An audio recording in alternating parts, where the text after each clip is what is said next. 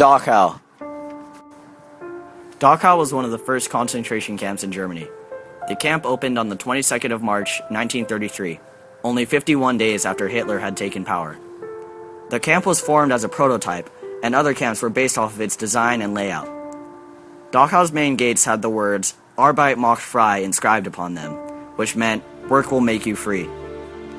Dachau was not an extermination camp, and it was not a camp specifically for Jews. Dachau was used as a political enemy prison. Dachau was a place no one wanted to go, and a saying was made, Lieber gut mach mich dumm, damit ich nicht nach Dachau komm, or Dear God, make me dumb that I may never go to Dachau. Dachau held over 200,000 prisoners from over 30 countries over its 12 years of existence, and approximately 25,000 of those people died in Dachau. Dachau had many defensive fortifications to keep the inmates in. It had electric fences, ditches, moats, and guard towers. The guards were told to shoot on sight if any of the inmates stepped onto the grass strips that surrounded Dachau. Dachau's inmates were identified by many different colors and patches.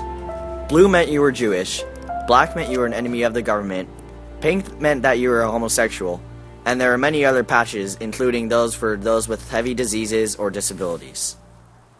A gas chamber was made at Dachau, but it was never used for mass killings. The prisoners at Dachau stayed in barracks, which were often overcrowded and harbored diseases. All the dead bodies were taken to the crematorium and burned. Many experiments were performed on the prisoners, like low pressure and high altitude tests.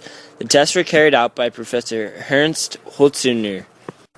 The camp was liberated on the 29th of April, 1945, by the U.S. 7th Army.